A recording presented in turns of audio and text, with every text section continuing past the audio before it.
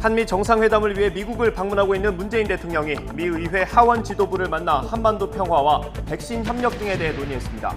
바이든 미국 대통령과의 정상회담은 내일 새벽에 열립니다. 미국 의회에서 처음으로 한국에서의 정전협정을 평화협정으로 대체하도록 하는 법안이 발의됐습니다. 종전선언을 촉구하는 결의안이 아니라 한국전쟁을 공식적으로 끝내도록 강제하는 법안이 미 의회에 제출되기는 이번이 처음입니다. 방역당국이 오늘 3주 동안 적용할 새로운 거리두기 조정안을 발표합니다. 현행 방역 지침이 연장될 가능성이 큰데 1년 가까이 집합금지 대상이 된 유흥시설 업주들은 거세게 반발하고 있습니다. 서울 아파트값이 15주 만에 0.1% 넘게 오르면서 이사 주택 공급 이전 수준으로 돌아갔습니다. 재보궐선거 이후 재건축 가능성과 부동산 가격 상승 기대감이 작용한 것으로 풀이됩니다. 부동산 규제 완화책을 논의하고 있는 여당이 재산세 감면 기준을 기존 6억 원에서 9억 원으로 올려 대상을 확대하기로 가닥을 잡았습니다. 종부세와 대출 규모 확대 등은 논의를 일단 보류했습니다. 이른바 검언유착 의혹 사건에 연루돼 검찰 수사를 받은 한동훈 검사장이 자신을 폭행한 혐의로 기소된 정진웅 차장검사 재판에 증인으로 출석합니다. 지난해 관련 의혹이 불거진 뒤 공개석상의 모습을 드러내는 건 이번이 처음입니다. 이스라엘과 팔레스타인 무장정파 하마스가 무력 충돌 11일 만에 국제사회 중재로 유혈 분쟁을 일단락 짓기로 합의했습니다.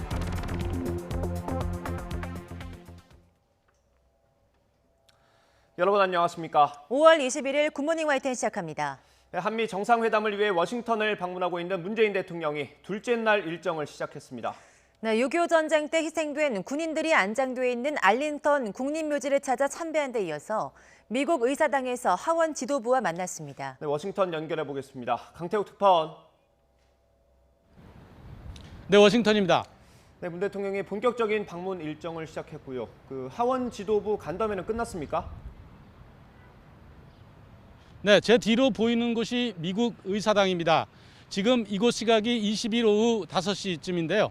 문 대통령이 낸시 펠로시 의장 등 하원 지도부를 만나는 간담회가 오후 3시 10분쯤 시작해 30분 전쯤에 마무리됐습니다. 간담회에서는 한미 동맹과 한반도 비핵화 문제 등에 대해 의견을 교환한 것으로 전해졌습니다. 문 대통령은 앞서 이곳 시각 오전에 첫 일정으로 한국전 참전 전사들이 안장된 알링턴 국립묘지를 방문했습니다. 헌화에 이어 무명용사의 묘를 찾아 참배했고 국립묘지 기념관 전시실에서 무명용사의 고귀한 희생을 기리는 기념패를 기증했습니다. 이어 미국의 제32대 대통령인 프랭클린 루즈벨트 기념관을 찾았는데요. 루즈벨트 대통령은 바이든 대통령이 집무실에 초상화를 배치할 정도로 롤 모델로 꼽고 있고 문 대통령도 가장 존경한다고 꼽는 인물입니다. 어려운 국내 상황을 극복하겠다는 의지를 다지고 확인하는 자리인 것으로 보입니다. 네, 하루 뒤 현지 시각 내일은 정상회담과 공동 기자회견이 예정돼 있죠. 네, 이곳 시각으로 내일 오전에는 카멀라 해리스 부통령 면담이 있고 오후에는 정상회담이 예정돼 있습니다. 미국이 새로운 대북 정책 검토에 대한 설명 등 북한 비핵화 문제를 비롯해 우리나라의 시급한 현안으로 떠오른 백신 문제 등이 주요 의제입니다. 또 미국에서 절실한 반도체와 배터리의 미국 내 투자 계획 등도 논의 대상입니다. 젠 사키 백악관 대변인은 정상회담 의제와 관련해 북한이 내일 논의의 중심 주제가 될 것으로 예상한다고 설명했습니다. 두 정상은 회담을 마치고 공동 기자회견을 열어 결과를 설명할 예정입니다. 정확한 시간이 확인되지 않고 있지만 정상회담 전후가 될 텐데요. 바이든 대통령이 94살의 한국전쟁 영웅에게 미군 최고의 영예인 명예훈장을 수여하는 행사에 문 대통령도 참석할 계획입니다. 백악관은 훈장 수여식에 다른 나라 대통령이 참석하는 건 처음이라고 밝혔습니다. 이는 바이든 대통령 취임 후 첫 수여식인데 한국 전쟁에서 비롯된 한미 동맹의 중요성을 부각하려는 의도로 풀이되고 있습니다. 이런 가운데 미국 의회에서 한국전 정전협정을 평화협정으로 바꿔야 한다는 법안이 발의됐다면서요? 네, 그동안 관련된 내용의 결의안은 있었지만 법안이 발의된 것은 처음인데요. 연방 하원 외교위 소속 브래드 셔먼 의원이 제출했고 로 칸나, 그레이스 멍, 한국계 앤디 김 하원 의원이 발의자의 이름을 올렸습니다. 한국 전쟁을 공식적으로 끝내기 위해 구체적으로 실행에 나서도록 미국 정부를 사실상 강제하는 법안입니다. 셔먼 의원은 법안 발의 후 워싱턴 한국 특파원들과 화상 간담회를 열었는데요. 한국전의 공식적인 종식 필요성과 국무장관의 의무에 대해 구체적으로 기술했다고 설명했습니다. 셔먼 의원은 캘리포니아 지역구에서 17차례 당선된 거물급 정치인으로 한반도 문제를 다루는 하원 외교위 내외 동아태 소위 위원장을 지내기도 한 지한파 의원입니다. 지금까지 워싱턴에서 YTN 강태욱입니다. 네, 전해드린 대로 한미 정상회담은 내일로 예정돼 있습니다. 이번 회담에서 우리가 가장 기대하는 것 가운데 하나가 바로 백신 협력입니다. 네, 반면 북핵 문제는 돌파구를 만들기 쉽지 않을 것으로 보이는데요. 특히 북한 인권 문제가 어떻게 다뤄질지가 변수가 될 전망입니다. 김도원 기자입니다. 코로나19 유행 속에서 열리는 이번 한미 정상회담은 백신 협력 성사 여부에 관심이 쏠립니다. 해리스 부통령은 백신 지원에서 한국을 우선순위에 두겠다고 했고, 캠벨 백악관 조정관도 두 정상이 지원 방법을 논의할 것으로 확신했습니다. 백신 지원에 원칙적으로 합의한 가운데 구체적인 방식과 물량 등을 두고 막판 조율이 이루어지고 있을 것으로 보입니다. 이 백신을 가지고 서로 잘 공급하는 것, 또 중요 기술들에 대해서 서로 간에 양해하고 한국을 바로 백신 생산의 허브 기지화하는 것, 이런 등등이 논의될 것으로 알고 있고요. 대북 정책은 북한에 대해 어떤 수위의 메시지를 내놓을 것인지 관심입니다.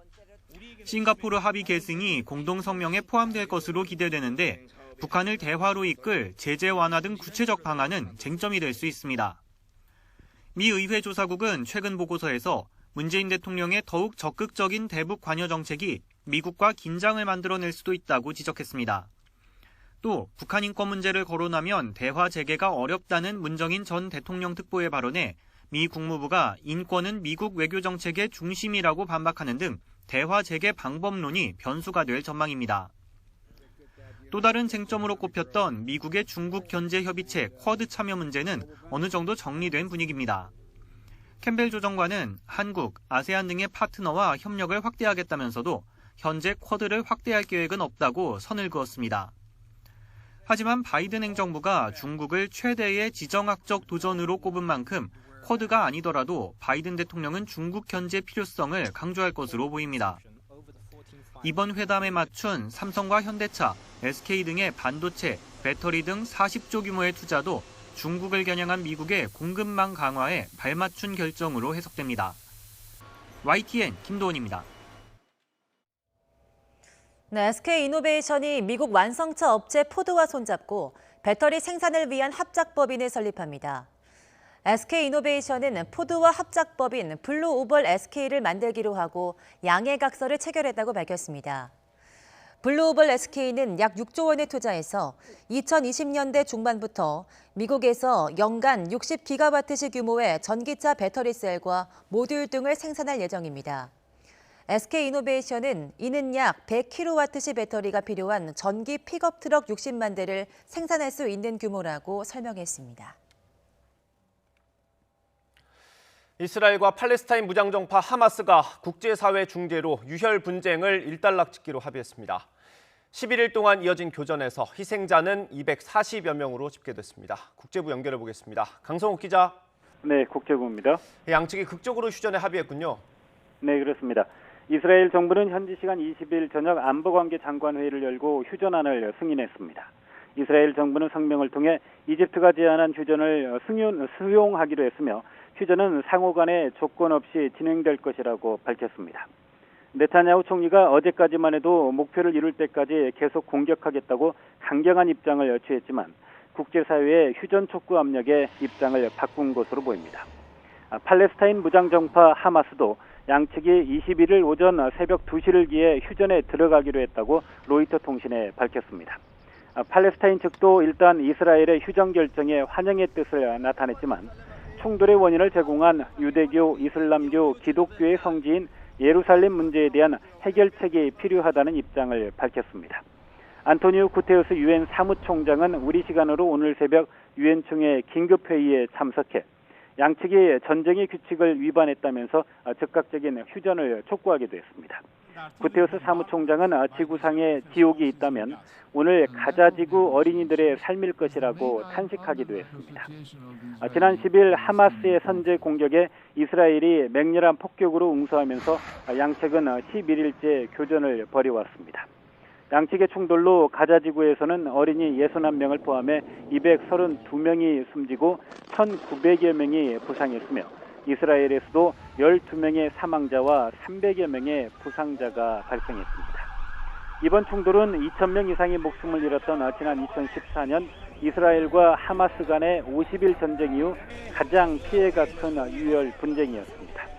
이스라엘과 하마스 간의 충돌은 이슬람 금식 성월인 라마단 기간에 이슬람교도인 팔레스타인 주민들의 종교활동 제한과 이스라엘 정착촌을 둘러싼 갈등에서 비롯됐습니다. 양측이 휴전에 합의했지만 해묵은 갈등에 대한 근본적 해결책이 나오지 않는 한 언제든 충돌로 이어질 가능성이 상존하고 있습니다. 지금까지 국제부에서 YTN 강성욱입니다. 유럽의회가 유럽연합과 중국 간 투자협정 비준을 보류했습니다.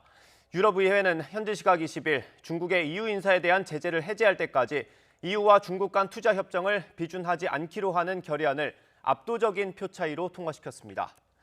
EU와 중국은 지난해 12월 30일 거의 7년 만에 투자협정 체결에 합의했지만 지난 3월 EU가 중국 신장 자치구의 소수민족 탄압에 책임이 있는 관리 등의 인권 제재를 부과한 뒤 중국이 EU 인사를 보복 제재해 양측 간 긴장이 고조돼 왔습니다. 남극에서 세계 최대 규모의 빙산이 떨어져 나왔습니다. 화면으로 함께 보겠습니다. 화면으로 보시는 것은 남극에 있는 론 빙붕인데요. 여기서 떨어져 나온 A76 빙산은 길이가 170km, 너비 25km로 제주도 면적의 2.3배나 되는 것으로 추정됩니다. 유럽우주국은 이 빙산이 웨들해에서 표류하고 있다고 밝혔습니다. 빙산이 떨어져 나온 건 남극의 기온 상승 때문인데 앞서 반년 넘게 안정적인 상태를 유지하던 나르센 빙붕과 월킨스 빙붕도 각각 2차례씩 붕괴한 바 있습니다.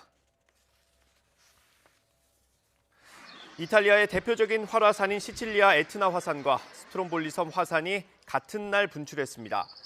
이탈리아 국립지질화산연구소는 에트나 화산이 현지 시각 19일 새벽 2시 40분쯤부터 5시간 가까이 분출했다고 밝혔습니다. 보시는 게 분출 당시 주변 화면인데요. 뭉게구름 같은 흰 연기와 짙은 회색의 화산재 기둥이 최대 2km 높이까지 치솟았습니다. 두 화산의 분출로 인한 인명이나 재산 피해는 없는 것으로 알려졌습니다. 네, 이어서 코로나19 소식입니다. 어제 0시부터 밤 9시까지 전국에서 코로나19 양성 판정을 받은 신규 확진자는 513명입니다. 그제 같은 시간에 집계된 605명보다 92명 적습니다. 수도권이 340명, 비수도권이 173명입니다.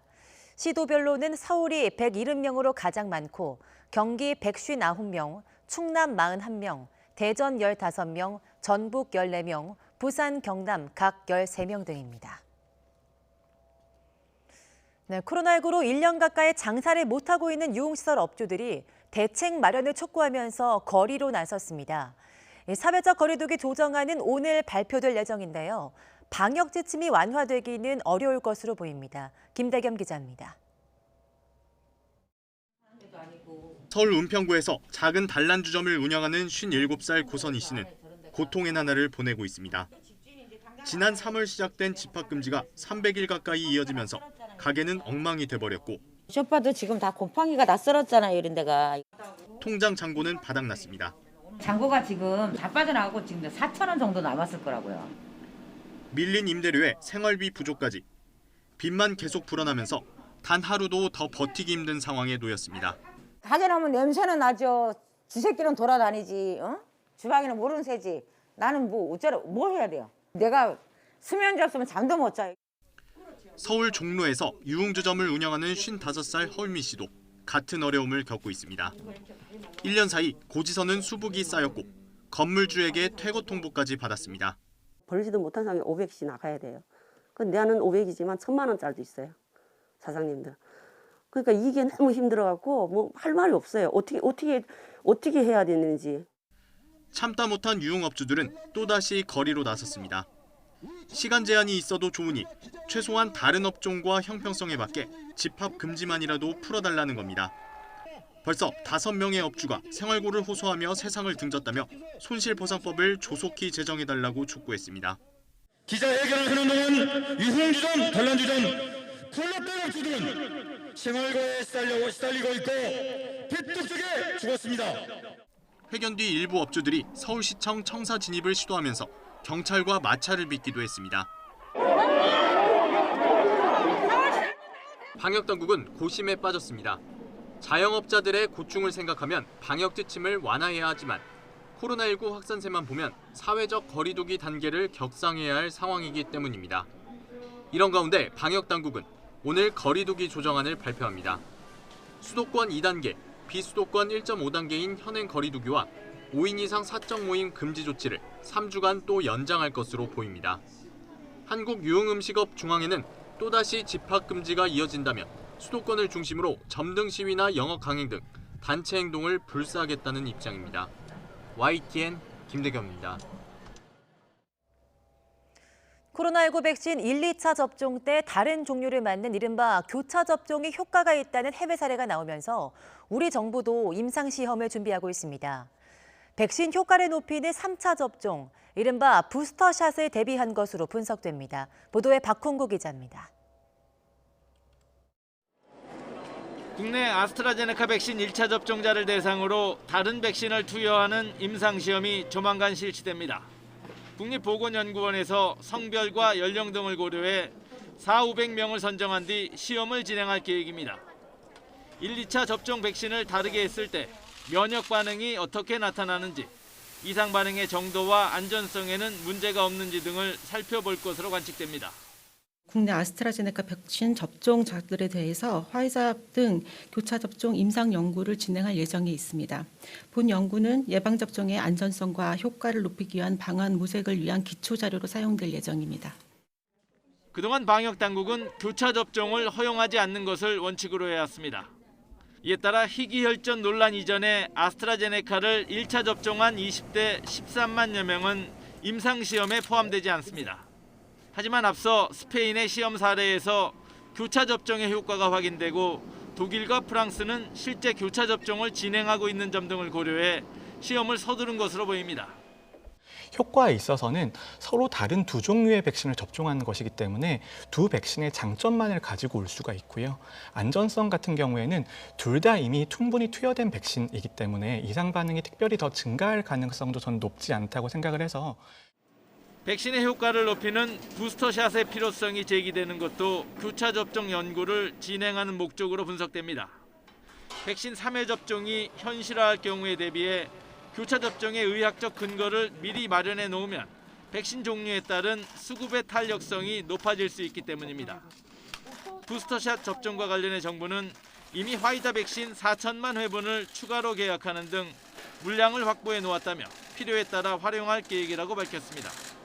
YTN 박홍구입니다. 네, 일시적 수급 불균형 문제로 잠시 주춤했던 코로나19 백신 1차 접종이 다시 본격화됩니다. 화이자 백신은 내일부터, 아스트라제네카 백신은 27일부터 1차 접종이 재개됩니다. 75살 이상 어르신과 노인시설 이용 종사자 대상 화이자 백신 신규 1차 접종이 내일부터 전국 예방접종센터에서 다시 시작됩니다.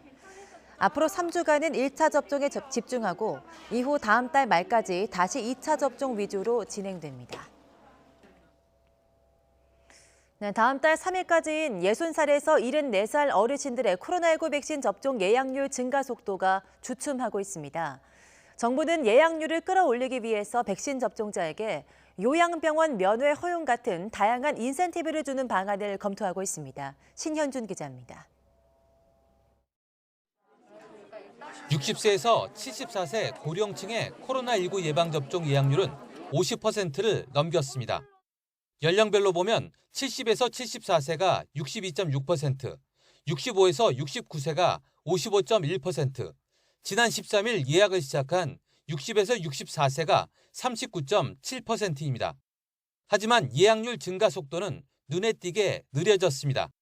전날이 공휴일이라 주민센터나 콜센터 예약이 없었던 여파가 있다지만 우려되는 대목입니다. 5%로 예약률 증가 속도가 둔화되고 있습니다. 백신 접종을 통한 일상 회복이 참여율 저조로 인하여 늦춰지는 것이 아닌지 매우 우려스럽습니다.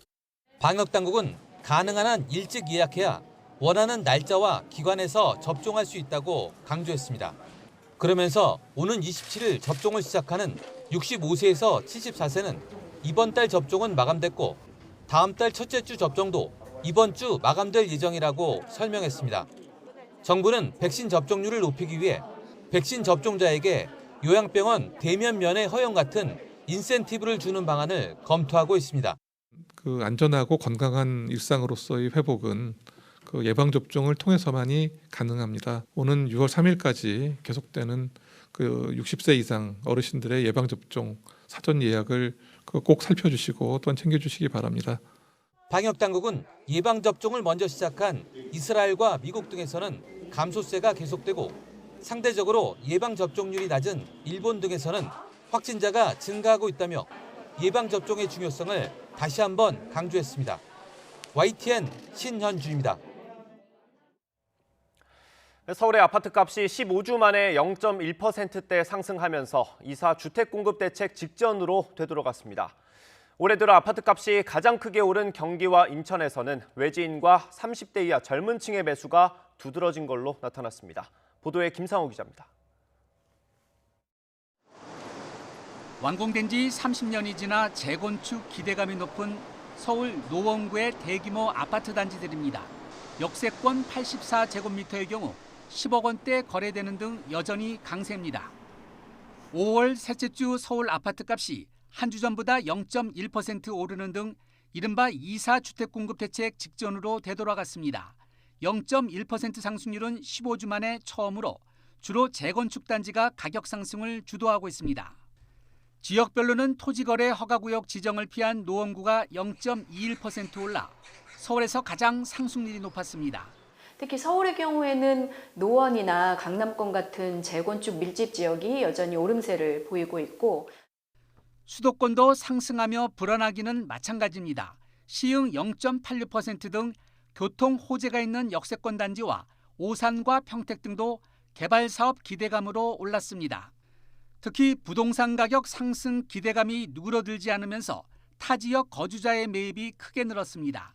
올해 1분기 27.3%로 2006년 관련 통계 작성 이후 가장 높았습니다. 하남시가 50%에 육박했고 광명과 구리, 김포 등도 45%를 넘었습니다. 두 채 중 한 채는 외지인이 산 것입니다.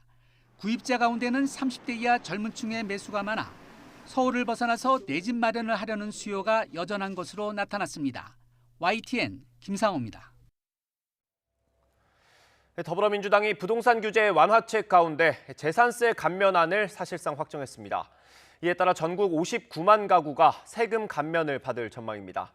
하지만 종부세 기준 상향과 대출 규모 확대에 대해서는 이견이 만만치 않아서 논의를 미루기로 했습니다. 김태민 기자의 보도입니다.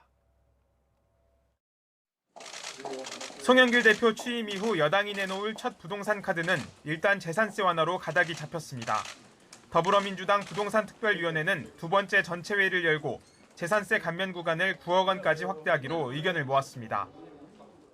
지방세 과세 기준일이 6월 1일이기 때문에 일단 5월 말에 발표할 수 있는 것은 합의가 그때까지 되고 당정협의가 이루어진 것은 5월 말에 분명히 발표하고 야당인 국민의힘도 만시지탄이지만 잘못된 걸 고치는 건 다행이라며 이견을 보이지 않은 만큼 조만간 법안 처리가 확실시됩니다. 문제는 당 내부에서도 의견이 갈리는 종부세와 대출 규제 완화 문제를 어떻게 다루느냐입니다. 일단 종합부동산세는 현행대로 유지하되 고령자 등 장기 보유자에 대해선 과세를 미루는 방안 등이 검토되고 있고 대출 규제는 실수요자 중심으로 일정 부분 완화가 필요하다는 데만 정부와 공감대를 이룬 상황입니다. 지금 현재 DTI, LTV 이 규제 자체가 너무 말하자면 규제가 엄격하다. 실수요자 그리고 세계 최초 아파트 주택을 마련하겠다는 분들을 위한 그런 어떤 방안은 역시 같이 함께 마련될 것입니다. 하지만 하반기 금리 인상이 유력한 만큼 무턱대고 대출 문턱을 낮추기엔 고려할 부분이 적지 않습니다. 이런 가운데 송영길 대표는 이미 물 건너간 LTV 90%에 이어 이번엔 집값 6%만으로 내 집 마련을 가능하게 하겠다며 새로운 정책을 검토하고 있습니다.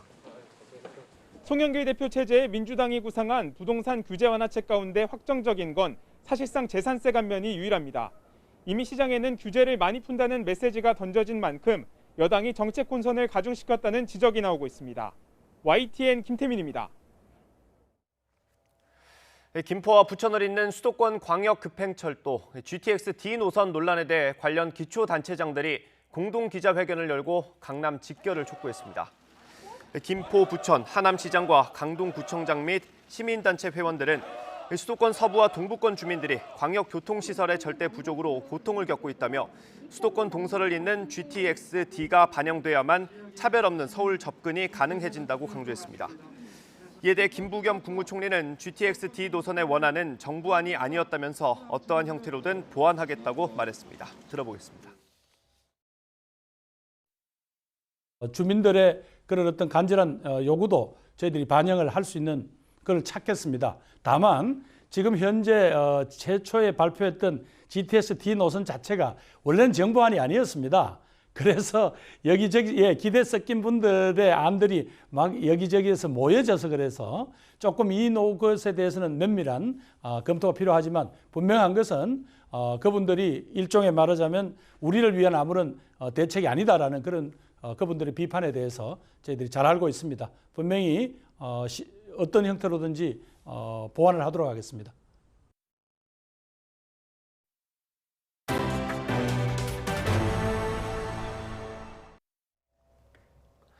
한국인 선장이 탄 어선이 서아프리카 가나 앞바다에서 해적들에 의해 납치된 것으로 보인다고 해상안전위험관리회사인 드라이어드 글로벌이 밝혔습니다. 드라이어드 글로벌에 따르면 참치잡이 어선 애틀랜틱 프린세스호가 우리 시각으로 19일 오전 9시 30분쯤 가나 수도 아크라 동쪽의 연안 도시 테마 앞바다에서 납치됐습니다. 한국인 선장을 비롯해 중국인 3명, 러시아인 1명 등 5명의 선원이 납치된 것으로 전해졌습니다. 어제 저녁 대구 부산 고속도로를 달리던 덤프트럭에서 진흙 폐기물이 쏟아졌습니다. 이 사고로 10대가 넘는 차량이 뒤엉키면서 9명이 다쳤습니다. 강혜경 기자가 보도합니다. 트레일러와 승용차 등 차량 여러 대가 고속도로 한복판에서 오도 가도 못한 채 곳곳에 뒤엉켜 있습니다. 도로 위에는 쌓였던 눈이 녹은 모습처럼 진흙이 흩뿌려져 있습니다.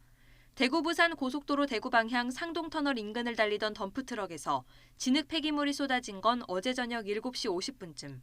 진흙이 200m가량 넓게 퍼지면서 뒤따라오던 차들이 미끄러져 차량 11대가 산발적으로 부딪혔고 운전자 등 9명이 다쳐 병원으로 옮겨졌습니다. 또 사고 차량이 도로를 막아 편도 2차로가 모두 통제되면서 3시간 반 넘게 극심한 정체가 빚어졌습니다. 거의 2시간가량은 1m도 못 움직였어요. 처음에는 다들 차에 있다가 1시간쯤 지나니까 뭐 1명씩 2명씩 내려가지고. 경찰은 고속도로 CCTV 등을 토대로 진흙을 쏟고 사라진 덤프트럭을 찾고 있습니다. 학교 건물에 설치된 철골 구조물이 옆으로 비스듬히 기울어져 있습니다. 어제 저녁 서울 은평구 신사동 상신초등학교에서 증축 공사를 위해 설치해 놓은 철골 구조물이 도로 쪽으로 휘어진 겁니다. 신고를 받고 출동한 소방당국과 공사 관계자들이 임시 조치를 마칠 때까지 골목길이 통제돼 인근 주민들이 불편을 겪었습니다. 어젯밤 11시쯤 경기 수원시 율천동에서는 2층짜리 건물 2층 식당 테라스에서 불이 났습니다. 밤 10시가 지나 영업을 마친 뒤라 다친 사람은 없었습니다. 소방당국은 테라스에 별도로 흡연실을 설치해놨다는 식당 주인의 진술 등을 토대로 정확한 화재 원인을 조사하고 있습니다. YTN 강희경입니다. 학교에서 마약성 진통제를 투약하고 이걸 판매까지 한 10대들이 무더기로 경찰에 붙잡혔습니다. 경남과 부산 일대 병원 20여 곳을 돌면서 자신과 다른 사람 이름으로 처방전을 받은 것으로 조사됐습니다. 오태인 기자입니다. 가방을 열자 붙이는 패치 형태의 약이 담긴 상자가 나옵니다. 겉 포장에는 마약이라는 글자가 선명합니다. 한 장, 2장, 3장. 이 돈은 뭐예요? 4장. 다른 곳에서도 쓰고 버린 포장지가 발견되고 펜타밀 사용한 것도 있네요, 이거. 본인 이거 뭐 왜 두고 있어요, 이거를 지금. 작은 가방에서도 잘게 자른 의약품이 발견됩니다. 경찰이 찾은 것은 마약성 진통제인 펜타닐 패치입니다. 이 펜타닐을 불법 처방받아 투약하고 판매까지 한 10대 42명이 경찰에 붙잡혔습니다. 지난해 6월부터 올해 4월까지 공항과 상가, 화장실, 심지어 학교에서도 투약했습니다. 범행 시작 당시 모두 미성년자로 아직 졸업하지 않은 고등학생도 9명이나 됩니다.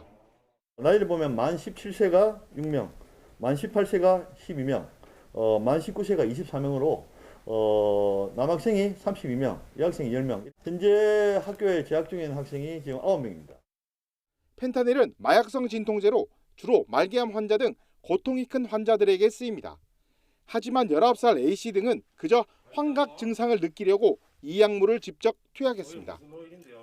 병원에서 별다른 신분을 확인하지 않는다는 점을 노려 자신과 다른 사람 이름으로 처방을 받는가 하면 또 과거 병력, 투약 여부 같은 개인정보를 다른 병원에서 확인할 수 없다는 점을 노렸습니다.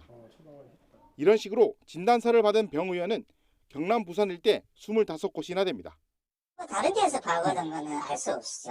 개인정보 보호법이 다른 의료기관이나 의료정보는 본인 동의하에서는 전혀 알 수 없죠. 경찰은 구매와 판매 횟수가 많은 A씨를 마약류 관리법 위반 혐의로 구속하고 나머지 41명을 불구속 입건했습니다. YTN 오태인입니다. 국방부의 종합대책에도 부실급식 제보가 잇따르자 서 국방부 장관이 2주도 안 돼 다시 주요 지휘관 회의를 소집했습니다. 부실급식 문제 등을 둘러싼 전반적인 개선 방안을 논의했는데요. 앞으로 이런 회의를 정례화해서 격리장병 처우를 개선하겠다고 밝혔습니다. 김문경 기자입니다. 서욱 국방부 장관이 13일 만에 다시 주요 지휘관 회의를 소집했습니다. 지난 7일 장병 처우 개선 종합대책을 내놓았는데도 격리장병 부실급식 문제가 계속 제기된 데 따른 조치입니다. 앞서 휴가 복귀 후 격리 중이던 중부지역 공군부대 병사는 브로콜리에 감자 반쪽 정도가 전부인 급식이 부실하다며 문제를 제기했고 육군 11사단 병사는 점심 식단 사진을 올리며 못 먹어서 서러워 본 적이 있느냐는 하소연도 했습니다. 그다음에 이번에 계속해서 이제 부실급식 논란도 있고 하니까 그런 것도 이제 전반적으로 살펴볼 기회가 될 것으로 알고 있습니다. 회의에서는 병사 처우 개선에 대한 적극적인 조치가 다시 한번 강조된 것으로 전해졌습니다. 국방부는 앞으로 종합대책 이행 실태를 점검하기 위한 회의를 정례화해 격리장병 처우를 개선해 나가겠다고 밝혔습니다. 이런 가운데 해군에서는 지난 18일 새벽 병사들이 술을 마시다 들키자 이를 적발한 간부와 몸싸움까지 벌인 사실도 드러났습니다. 부실 급식에 이어 병사들의 기강회의에 이르기까지 내부 문제가 연이어 노출되고 있는 겁니다. 또 계룡대 격리장병의 부실 급식 주장에 대응하는 과정에서 엉뚱한 급식 사진으로 허위 보고 논란이 제기된 것과 관련해 감사를 마친 국방부는 관련자 징계 여부를 고심 중인 것으로 알려졌습니다. YTN 김문경입니다. 평택항 컨테이너 부두에서 숨진 이선호 씨 사고를 계기로 경영진과 원청에 대한 처벌을 강화하자는 의견이 다시 힘을 얻고 있습니다. 네, 이런 가운데 고용노동부는 노동자 사망 사고가 잇따라 발생한 현대제철, 당진제철소와 본사에 대한 특별감독에 착수했습니다. 이준엽 기자가 보도합니다. 지난달 300kg짜리 컨테이너 철판 날개에 깔리는 사고를 당한 고 이선호 씨. 소중한 아들을 잃은 아버지는 아직도 장례를 치르지 못한 채 진상 규명과 책임자 처벌을 요구하고 있습니다.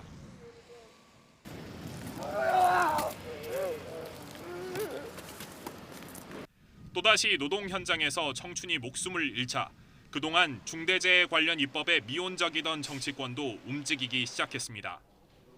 경영자의 책임을 대폭 강화한 중대재해처벌법 시행령을 다음 달 초까지 마련하고 산업안전을 총괄하는 산업안전보건청을 오는 2023년 출범시키기로 한 겁니다.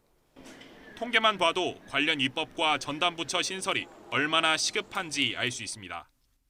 지난해 산재 사망자는 882명에 달합니다. 이 가운데 절반 넘는 458명이 건설 노동자입니다.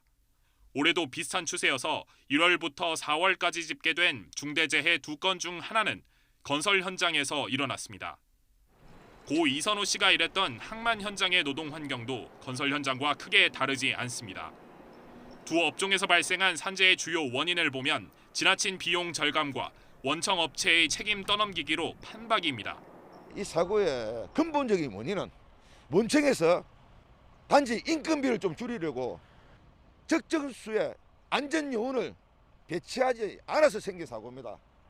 이 모든 사고의 직접적인 원인은 원청의 잘못입니다. 특히 건설 노동자들은 원청은 물론 발주처 책임까지 명시한 건설안전특별법 제정을 요구하고 있습니다. 건설 노동자의 죽음이 사고가 일상이 되는 하루하루가 되지 않도록 해야 한다. 건설 현장 안전사고 예방을 위한 건설안전특별법의 즉각 제정이 반드시 필요하다. 이런 가운데 고용노동부는 노동자 사망 사고가 잇따라 발생한 현대제철 당진제철소와 본사를 상대로 특별 감독에 착수했습니다.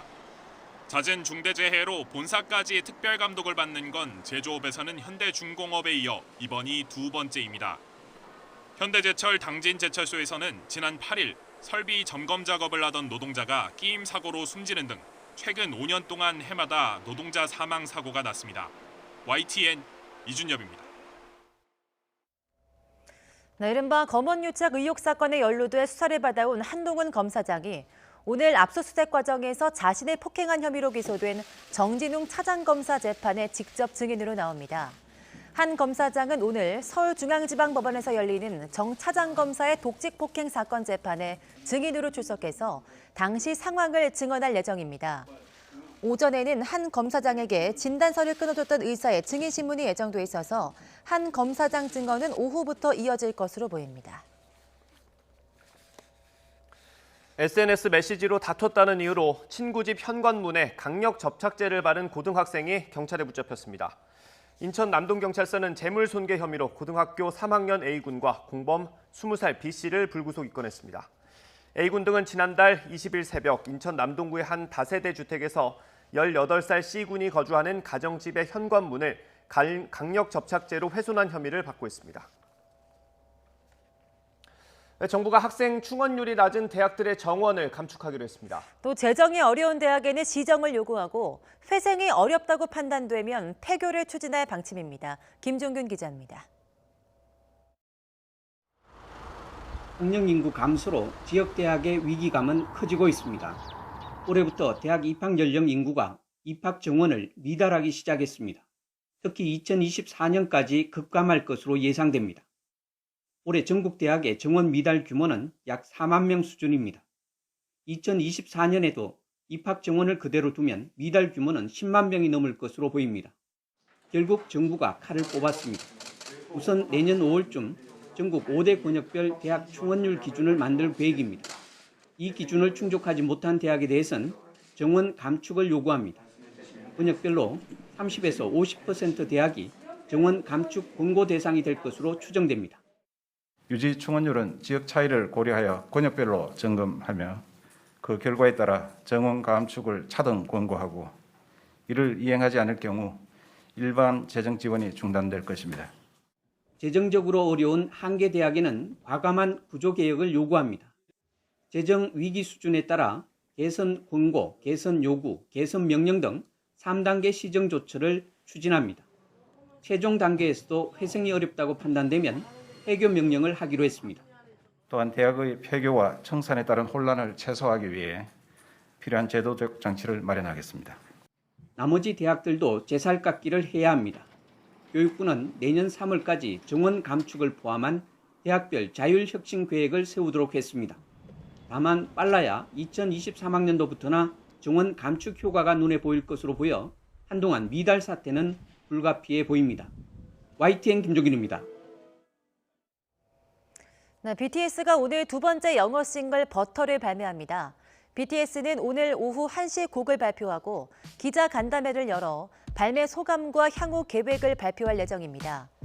버터는 댄스 팝 기반의 밝고 경쾌한 분위기의 곡으로 지난해 8월 발표한 다이너마이트 이후 두 번째 영어 노래입니다.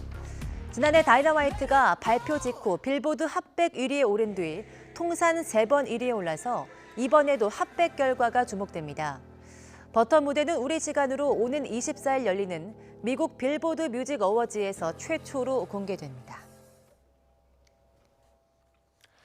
민주당 대선 주자들의 경쟁이 치열해지고 있습니다. 이재명 경기지사는 당내 박원순계 의원들까지 끌어안으면서 새 구축을 본격화했고 이낙연 전 대표와 정세균 전 총리도 연일 새 확장에 집중하고 있습니다. 최하영 기자의 보도입니다. 이재명 경기지사의 대권 행보를 뒷받침할 성장과 공정 포럼에는 민주당 의원 35명이 이름을 올렸습니다.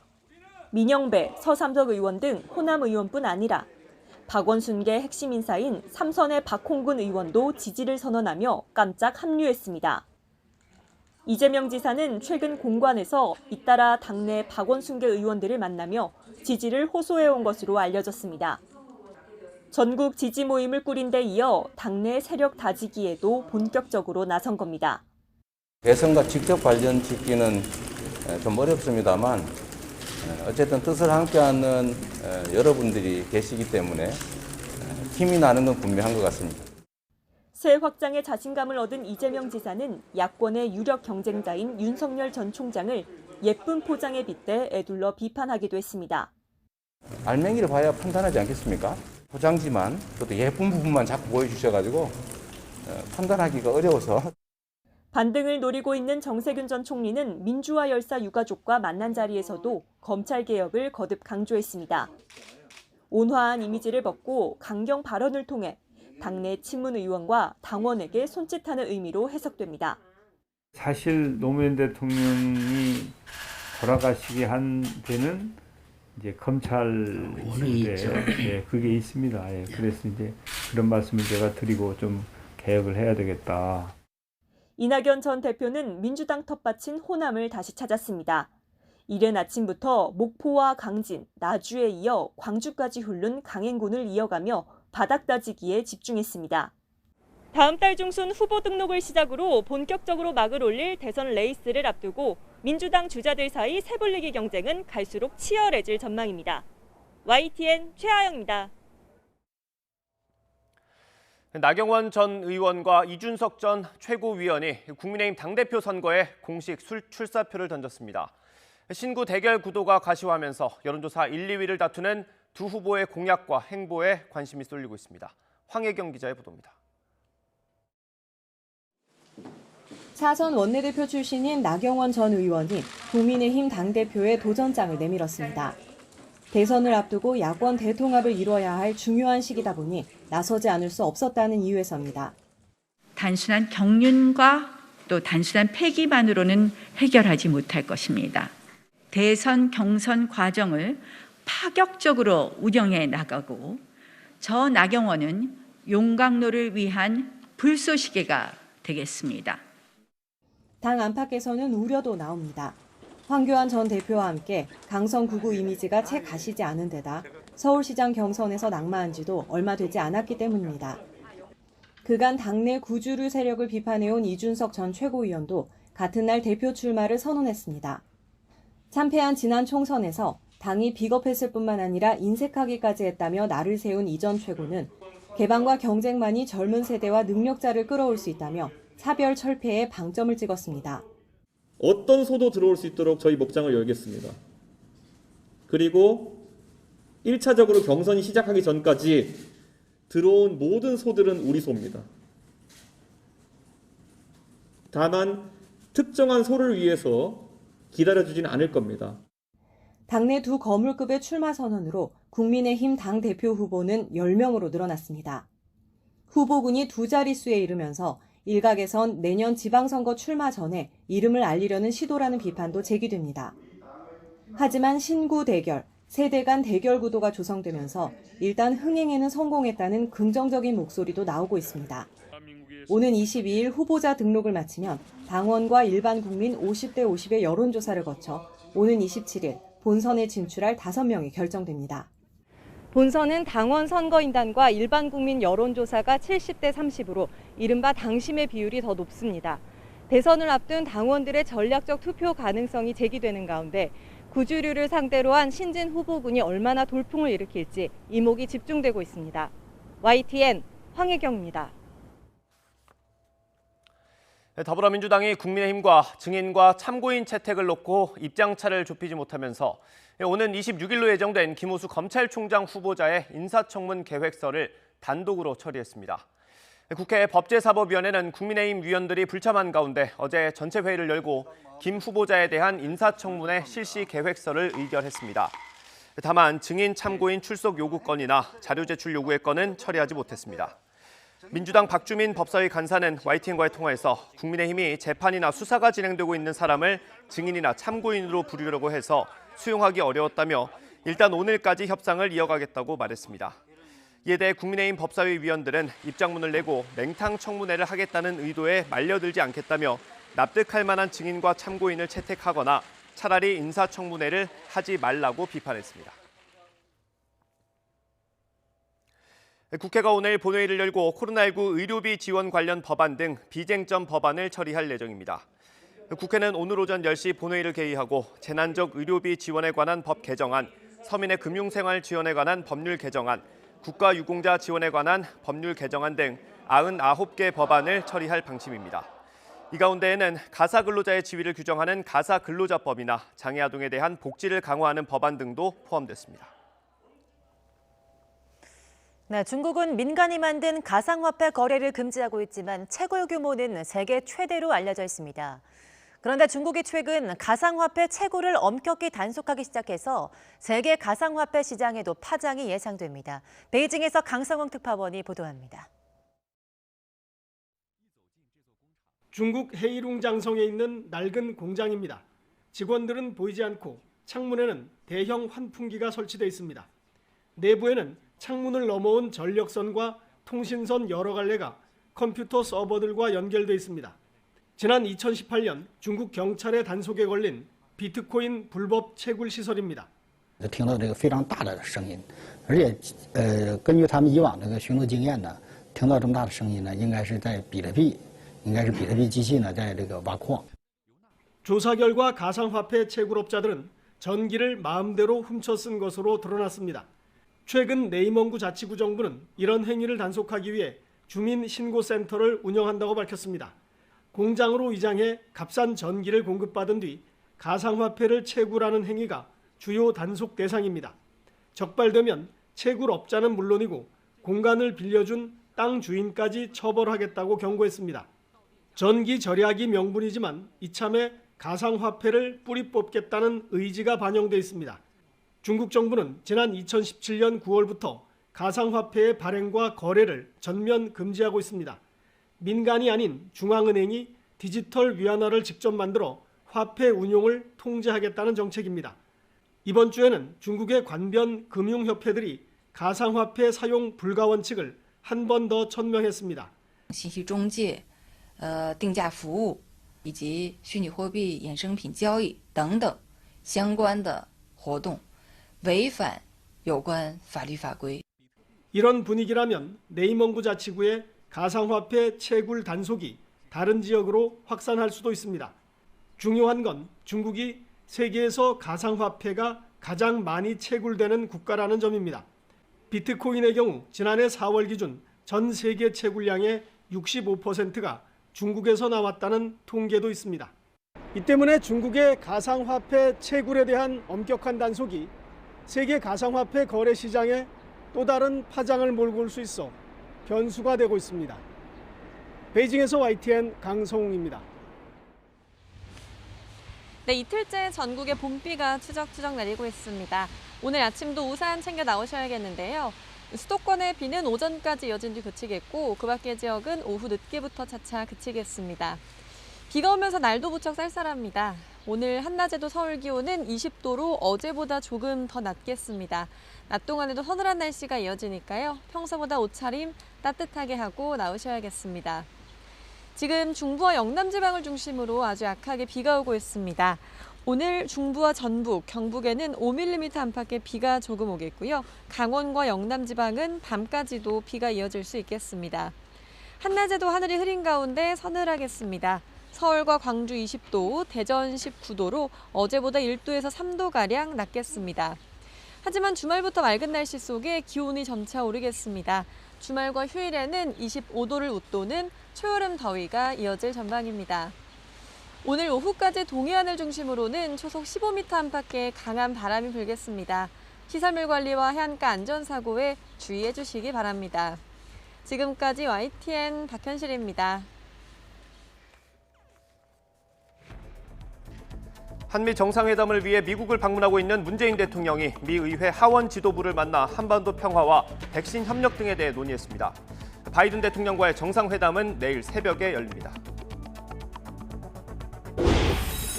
미국 의회에서 처음으로 한국에서의 정전협정을 평화협정으로 대체하도록 하는 법안이 발의됐습니다.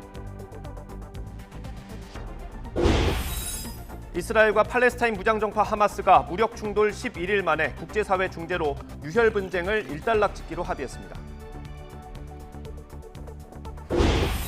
방역당국이 오늘 발표할 새 거리두기 조정안에서 현행 방역 지침이 연장될 가능성이 점쳐지는 가운데 집합 금지 대상인 유흥업계 반발도 커지고 있습니다. 이른바 검언 유착 의혹 사건에 연루돼 검찰 수사를 받아온 한동훈 검사장이 압수수색 과정에서 자신을 폭행한 혐의로 기소된 정진웅 차장검사 재판에 증인으로 출석합니다.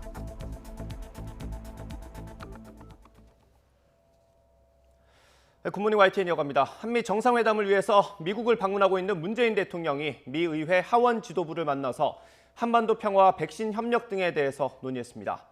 문 대통령은 현지 시각 20일 오후, 우리 시각으로 오늘 새벽에 미 의회를 찾아 펠로시 의장을 비롯한 하원 지도부와 간담회를 갖고 한반도 문제의 평화적이고 외교적인 해결을 지지하는 미 의회의 노력을 높이 평가한다고 강조했습니다. 그러면서 한반도의 완전한 비핵화는 항구적 평화와 안정을 위해 반드시 실현해야 하는 과제라며 한미 양국이 이를 함께 실현하자고 제안했습니다. 또 바이든 행정부가 실용적이고 정교한 대북 정책을 마련했다고 평가하고 대북 정책이 성공할 수 있도록 모든 지원을 하겠다고 덧붙였습니다. 당시 상황 직접 보겠습니다. 코로나는 사람과 사람 간의 물리적 거리를 넓혔지만 역설적이게도 전 인류가 하나로 연결되어 있음을 증명했습니다.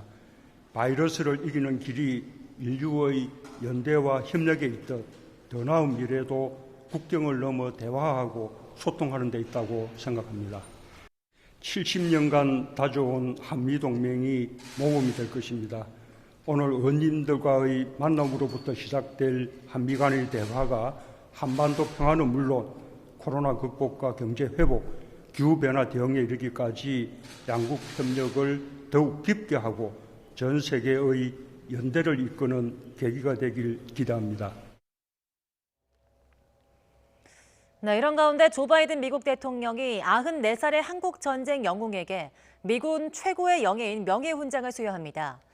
대통령 취임 후 군 통수권자로서 처음 주는 명예훈장을 미국을 방문한 문재인 대통령 참석하에 한국전 영웅에게 수여하는 것은 한미동맹의 중요성을 부각하려는 취지로 해석됩니다. 94살인 퍼커 씨는 한국전쟁 당시 적군의 주의를 분산시켜서 205 고지 점령을 이끌다가 수류탄 파편에 부상을 당하자 자신을 두고 가라고 부하들에게 명령했습니다. 그러나 감명을 받은 부하들은 그를 안전한 곳으로 옮겼고 결국 고지 점령에 성공했습니다. 네, 문재인 대통령은 우리 시각으로 내일 새벽 바이든 대통령과 정상회담을 갖습니다. 네, 회담 후에는 두 정상이 공동 기자회견을 열고 한반도 평화와 백신 협력 등 정상회담 성과를 발표할 예정입니다. 홍선기 기자입니다. 문재인 대통령은 방미 사흘째인 현지 시각 21일 백악관을 방문합니다. 먼저 오전에는 카멀라 해리스 미 부통령을 만나 한미동맹과 북핵 문제 등에 대해 폭넓게 의견을 나눌 예정입니다. 바이든 미 대통령과의 정상회담은 현지 시각 21일 오후, 우리 시간으로는 내일 새벽에 열립니다. 지난 2019년 6월 이후 1년 11개월 만에 한미 정상회담이고 바이든 대통령 취임 이후 첫 만남입니다. 바이든 대통령이 취임 후 대면 정상회담을 하는 것은 스가 일본 총리에 이어 문 대통령이 두 번째입니다. 정상회담은 단독회담과 확대 정상회담이 순차적으로 열릴 것으로 보입니다. 회담에서는 한반도 평화를 위한 대북 정책 논의는 물론 백신 파트너십과 경제 협력 등 다양한 의제가 논의될 예정입니다. 한미 간의 대화가 한반도 평화는 물론 코로나 극복과 경제 회복, 기후변화 대응에 이르기까지 양국 협력을 더욱 깊게 하고 전 세계의 연대를 이끄는 계기가 되길 기대합니다. 정상회담을 마치면 문 대통령과 바이든 대통령이 함께 공동 기자회견을 열고 회담 성과를 설명합니다. YTN은 내일 새벽 한미 정상회담 뒤 열리는 공동 기자회견을 생중계할 예정입니다. 문 대통령은 정상회담 일정을 마친 뒤 워싱턴에 있는 한국전쟁 기념공원에 건립되는 한국전 전사자 추모의 벽 착공식에도 참석합니다. 백악관은 바이든 대통령이 한국전 영웅에게 명예의 훈장을 수여할 예정이고 그 자리에 문 대통령이 함께 참석할 것이라고 밝히기도 했습니다. YTN 홍성기입니다. 미국 백악관은 현지 시각 21일 열리는 한미 정상회담에서 북한이 핵심 의제 가운데 하나가 될 거라고 밝혔습니다. 젠 사키 백악관 대변인은 브리핑에서 정상회담 의제와 관련해 물론 북한이 내일 정상회담 논의의 중심 주제가 될 것으로 예상한다고 말했습니다. 이어 기후 경제적 동반자 관계도 논의될 것이라고 덧붙였습니다. 네, 미국 의회에서 한국전 정전협정을 평화협정으로 대체하도록 하는 법안이 처음 발의됐습니다. 연방 하원 외교위 소속 브래드 셔먼 의원은 현지 시각 20일 한반도 평화 법안을 의회에 제출했습니다. 그동안 종전선언을 촉구하는 결의안이 제출된 적은 있지만 한국 전쟁을 공식적으로 끝내기 위해서 구체적 실행에 나서도록 미국 정부를 사실상 강제하는 법안이 미국 의회에 제출되기는 이번이 처음입니다. 이 법안은 한국전의 공식적인 종식 필요성을 자세하게 배경 설명했으며 미국 국무장관의 의무에 대해서도 구체적으로 기술하고 있습니다. 이어서 코로나19 소식입니다. 어제 0시부터 밤 9시까지 전국에서 코로나19 양성 판정을 받은 신규 확진자는 513명으로 집계됐습니다. 그제 같은 시간에 집계된 605명보다 92명이 적습니다.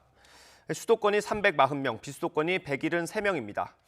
확진자가 준 건 그제 부처님 오신 날 검사 건수 감소 영향이 일부 반영된 것으로 보입니다.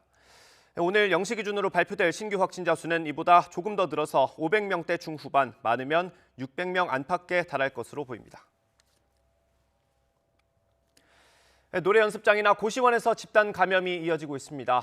밀접, 밀폐, 밀집, 이른바 3밀 조건이 감염의 확산 이유로 꼽히고 있습니다. 특히 최근 때이른 무더위로 창문을 닫고 에어컨을 사용하는 경우가 늘면서 바이러스 확산 우려가 더 커지고 있습니다. 양동훈 기자의 보도입니다. 지난 11일 종사자 1명이 확진된 강동구 노래연습장. 주변 노래연습장 10여 곳으로 감염이 번지면서 일주일 만에 관련 확진자가 40명을 넘어섰습니다. 대부분 지하에 있어 환기가 어려운 데다 좁은 곳에서 여럿이 머문 것이 감염 확산 이유로 지목됐습니다. 아무래도 뭐 지하 같은 데는 좀 환기가 좀 어렵고 환경이 그러면은 보통 노래극장은 다 이제 방마다 분리돼 있잖아요. 그러다 보니까 뭐 환기나 이런 게 문제가 있을 수 있을 것 같긴 한데. 비좁은 공간을 공유하는 서울 노원구 고시원에서도 확진자가 10명 넘게 나왔습니다. 역시 환기가 쉽지 않은 상태로 공용 공간을 같이 쓰면서 바이러스가 옮겨진 것으로 보입니다. 화장실, 목욕탕을 공동으로 쓴대요. 주방 같은 경우는 또 같이 공동이니까 오다가 다 뭐 12명이 다 오진 않겠지만 그래도 몇 명씩이라도 겹치잖아요. 밀집, 밀접, 밀폐, 이른바 3밀 조건인 곳에서 집단 감염이 끊이지 않고 있습니다.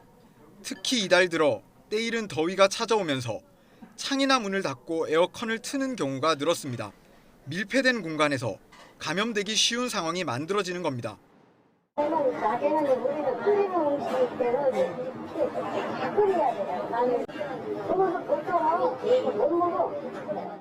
비가 오는 주말엔 대형 쇼핑몰이나 마트에 인파가 2~3배 몰리기도 합니다. 공간이 넓긴 해도 역시 감염 위험은 커집니다. 밖은 좀 많이 덥다 보니까 이제 시원한 실내로 좀 많이 올 것 같아요. 주말에는 솔직히 좀 안 오게 되는 것 같아요. 아무래도 사람이 너무 많다 보니까. 최근 하루 평균 확진자는 지난해 같은 기간에 비해 30배 가까이 증가했습니다. 지난 3월 이후 나들이와 외출이 늘면서 좀처럼 확진 숫자가 줄지 않는 가운데 일찍 틀기 시작한 에어컨과 환기 문제가 방역 문제의 또 다른 변수로 떠오른 겁니다. 무더위가 지속되고 실내 에어컨 틀면은 문을 또 닫게 되지 않습니까? 사람들이 실내에 모이게 되고 이런 거는 오히려 바이러스 전파에 더 좋게 되죠. 방역 당국은 앞당겨진 여름 날씨에 대비한 방역 대책을 추가로 논의하고 있습니다. 이와 함께 올해 피서철에는 지난해보다 이동량이 더 많아질 것으로 보고 감염 확산을 막는 데 주력한다는 방침입니다. YTN 양동훈입니다. 대구 경북 지역에서는 유흥주점을 중심으로 집단 감염이 발생했습니다. 대구시는 행정명령으로 이달 말까지 유흥업소 문을 닫도록 했고 김천에서는 업주들이 스스로 문을 닫았습니다. 이윤재 기자가 보도합니다. 경북 김천에 있는 한 유흥업소. 지난 18일 이 주점을 운영하는 업주와 종사자 2명이 코로나19 양성 판정을 받았습니다. 이후 접촉자 검사에서 방문자와 이들과 만난 사람들이 잇따라 확진 판정을 받아 누적 확진자는 10명을 넘었습니다. 유흥업소 관련 감염이 확산하자 업주들은 오는 23일까지 문을 닫기로 뜻을 모았습니다. 여기에 더해 김천시는 유흥주점 같은 고위험 시설 운영자와 종사자, 또 지난 9일 이후 방문자까지 검사하도록 행정명령을 내렸습니다. 노래방, 가이주점 이런 분들에 대해서 검사를 좀 모두 받도록 하고 있습니다. 그래서 오늘 선별 진료소도 3개로 늘려서 이렇게 검사를 하고 있는데 대구에서도 유흥업소 관련 감염이 잇따르면서 방역에 비상이 걸렸습니다. 경북 구미에 거주하는 남성이 다녀간 뒤 유흥업소 3곳에서 종사자 등 10명 넘게 감염됐습니다. 대구시는 이달 말까지 유흥주점과 단란주점 등에 집합금지 명령을 내려 확산 차단에 나섰습니다. 지역의 유흥주점이라든지 단란주점, 노래 연습장에 대해서 집합금지 조치를 이달 말까지 추진을 하고 종사자에 대해서는 PCR 검사를 하는 행정명령을 이뿐만 아니라 대구 경북에서는 이슬람 금식기도, 즉 라마단 기간에 함께 모여 기도한 외국인 연쇄 감염도 계속되는 상황. 잠잠했던 지역 감염이 다시 고개를 드는 건 아닌지 우려가 커지고 있습니다. YTN 이윤재입니다. 코로나19로 1년 가까이 장사를 못하고 있는 유흥시설 업주들이 대책 마련을 촉구하면서 거리로 나섰습니다. 사회적 거리두기 조정안은 오늘 발표될 예정인데 방역 지침이 완화되기는 어려울 것 같습니다. 김대겸 기자의 보도입니다. 서울 은평구에서 작은 단란주점을 운영하는 57살 고선희 씨는 고통의 나날을 보내고 있습니다. 지난 3월 시작된 집합금지가 300일 가까이 이어지면서 가게는 엉망이 돼버렸고 쇼파도 지금 다 곰팡이가 다 썰었잖아요, 이런 데가. 통장 잔고는 바닥났습니다. 잔고가 지금 다 빠져나가고 지금 4,000원 정도 남았을 거라고요.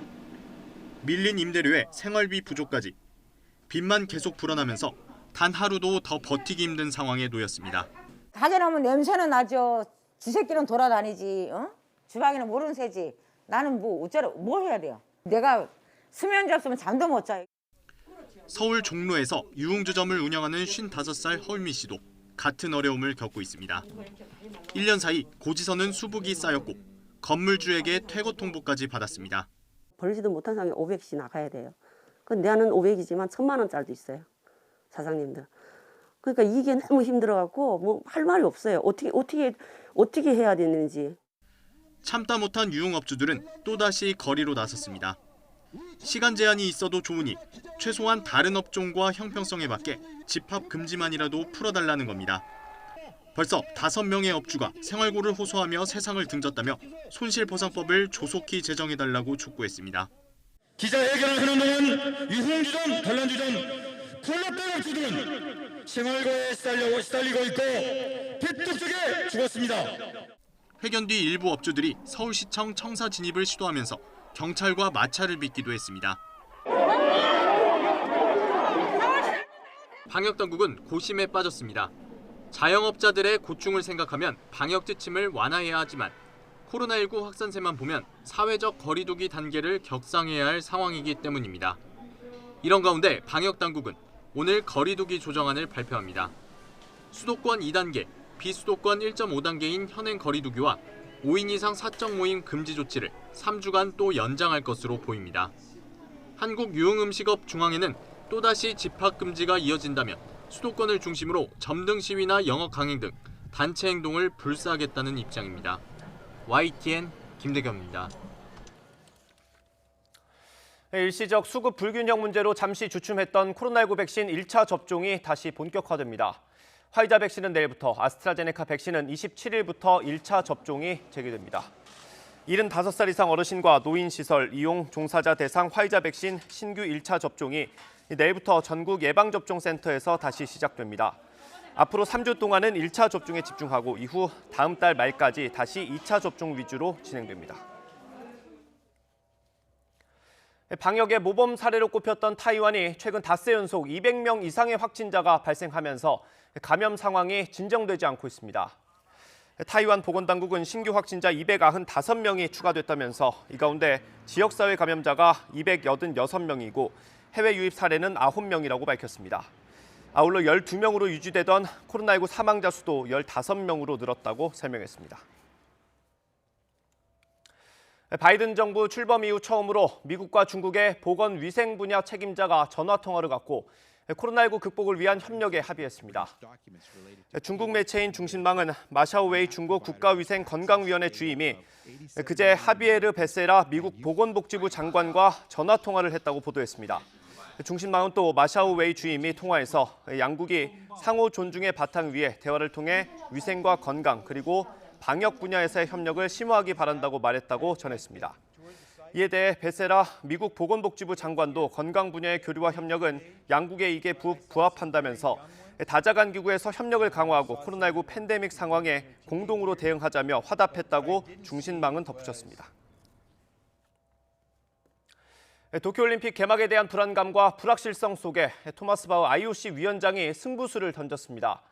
올림픽 개막 전까지 전 세계 선수단 대부분의 백신 접종을 완료하겠다면서 자신감을 보였습니다. 김재영 기자입니다. 최근 일본 내 여론조사에서 도쿄올림픽 취소를 원한다고 밝힌 응답자는 60%에 육박했습니다. 코로나19 긴급 조치 기간을 연장하고 대상 지역도 확대한 상황에서 이상할 게 없는 결과입니다. IOC의 입장은 여전히 확고합니다. 바흐 위원장은 올림픽 선수단의 백신 접종 현황을 깜짝 공개하며 안전성을 재차 강조했습니다. At this moment, already as many as 75% of the residents of the Olympic Village are already vaccinated. This figure will be well above 80% for the Olympic. 도쿄올림픽 방역 규정상 백신 접종은 권고 사항이지만 실제로는 우리나라를 비롯한 참가국 대부분이 접종에 속도를 내고 있습니다. 올림픽 개막을 불과 2달여 앞두고 IOC가 백신 접종을 전면에 내세우는 건 올림픽이 코로나 대확산의 진원지가 될 수 있다는 일본 내 불안감을 진정시키려는 목적으로 보입니다. このワクチンを受けてくるんだという話でございました。非常にこれも安心安全につながってくる鍵となってくると思います。 IOC는 또 각국 선수단의 의료진 인원을 늘려 방역 상황을 지원하겠다는 계획도 공개했습니다. 일본 내 올림픽 반대 이유 가운데 하나인 의료진 부족을 고려한 대책으로 해석됩니다. 하지만 불안감을 해소하기엔 한계가 있습니다. 7月のオリンピック開催の直前まで緊急事態宣言下の日本社会になるわけですね。ますます責任を持って安全安心のオリンピック開催ということは 도쿄올림픽 반대 청원에 35만 명 이상이 동의한 가운데 IOC와 도쿄 조직위원회는 올림픽 개최 방안을 최종 점검하는 조정위원회 회의를 월요일부터 사흘 일정으로 개최합니다. YTN 김지영입니다.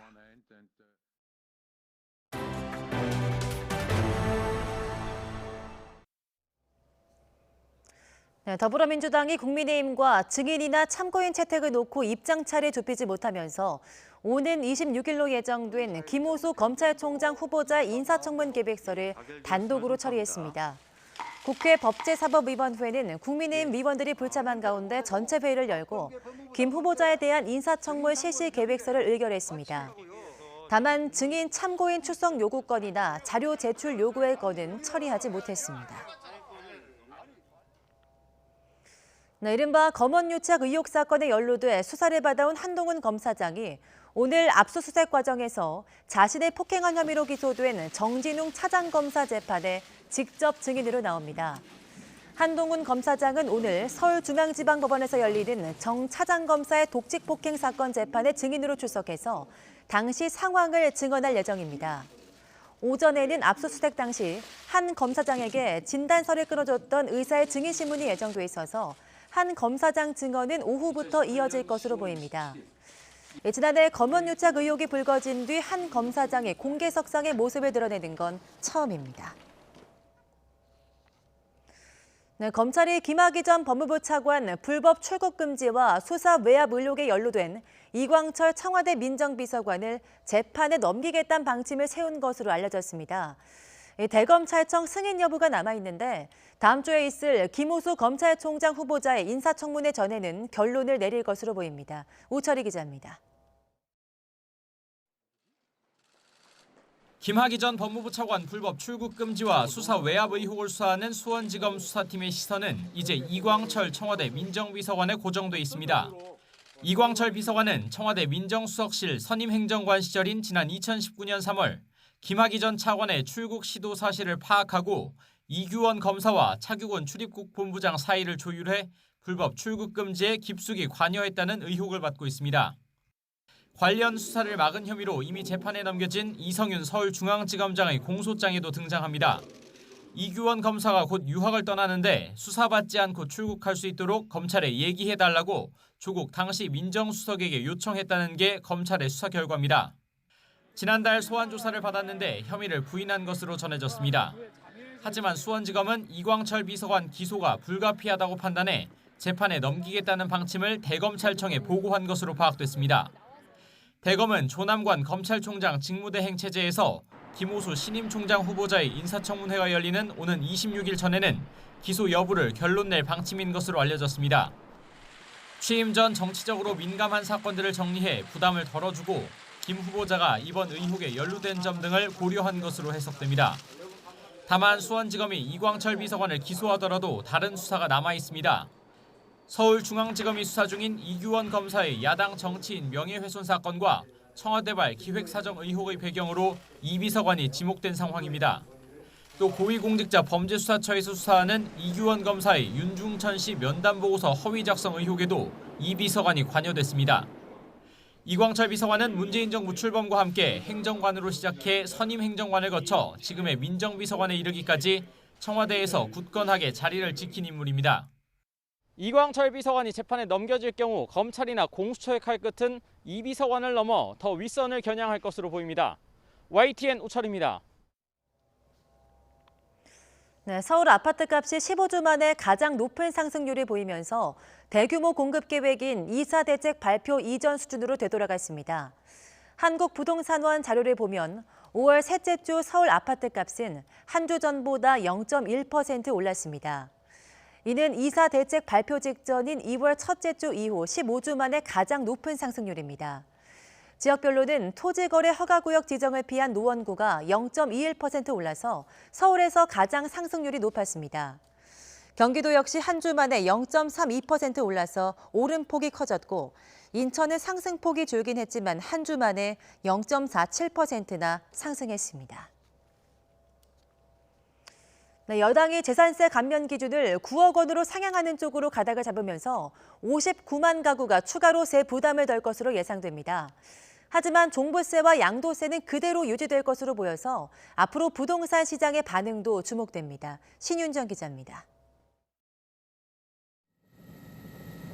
정부는 지난해 공시가격 현실화를 추진하면서 공시가 6억 원 이하 1주택자는 재산세를 구간별로 22%에서 최대 50% 깎아주기로 했습니다. 전국 아파트와 빌라 등 공동주택 가운데 6억 원 이하는 92%, 서울은 10집 가운데 7집 꼴입니다. 여당에서 유력하게 검토되는 안은 현재 6억 원인 재산세 감면 기준을 9억 원으로 높이는 겁니다. 이렇게 확정될 경우 서울 공동주택의 13.5%, 34만 6천 가구가 새로 포함됩니다. 시세로는 9억 원에서 13억 원 사이 정도로 전국적으로는 60만 가구 가까이 추가되는 겁니다. 이 가운데 1주택자라면 재산세 감면 기준 상향으로 오는 7월과 9월 두 차례 나눠서 고지되는 재산세 부담이 다소 줄어들게 됐습니다. 서울 동작구의 전용 면적 84제곱미터 아파트의 경우 지난해 보유세는 142만 원 수준이었습니다. 올해는 공시가가 8억 원 정도로 오르면서 보유세 183만 원을 내야 했는데 감면 혜택으로 151만 원 정도로 줄어들 전망입니다. 적게는 10만 원에서 많게는 40만 원 정도까지 재산세가 줄어들 것으로 보입니다. 작년보다는 재산세가 그래도 소폭 상승하게 될 겁니다. 다만 종합부동산세 부과 기준이 공시가 9억 원으로 유지될 가능성이 높아 종부세 대상자는 지난해보다 늘어나고 이들의 세부담은 불가피할 전망입니다. 또 다주택자 양도세 완화 논의도 사실상 무산돼 당장 다음 달 1일부터 중과가 시행될 예정입니다. 부동산 업계에서는 매물 잠김 현상이 심화하거나 똘똘한 한 채 선호 현상으로 강남 등 주요 지역 아파트값은 강세를 이어갈 것으로 보고 있습니다.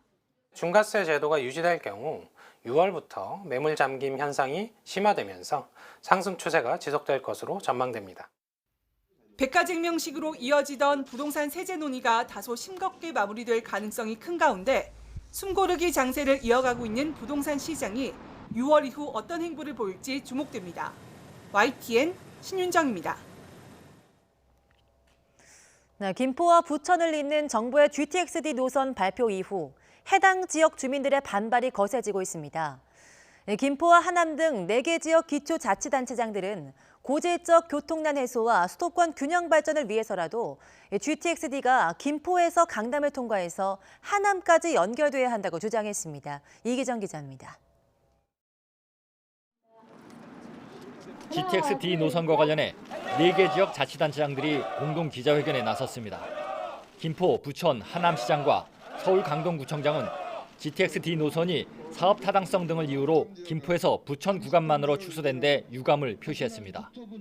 수도권 서부권의 김포 부천과 수도권 동부권의 강동과 하남 주민들은 교통 문제로 인한 불편, 아니 엄청난 고통을 고스란히 감내하고 있습니다. 단체장들은 현재 추진 중인 GTX-A, B, C 노선 모두 수도권을 남북과 대각선으로 잇는 노선이라며 수도권을 동서로 연결할 수 있도록 GTX-D가 반영돼야 한다고 주장했습니다. 이낙연 전 민주당 대표가 지난 17일 김포 골드라인 열차에 탑승해 출퇴근 혼잡 상황을 체험한 뒤 GTX-D 노선 변경에 대한 기대감이 커진 상황. GTX-D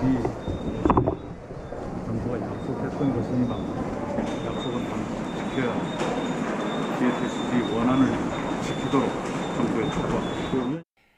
단체장들은 정부가 제시한 GTX-D 노선을 김포에서 여의도나 용산역까지 있는 대안도 받아들일 수 없다는 입장입니다.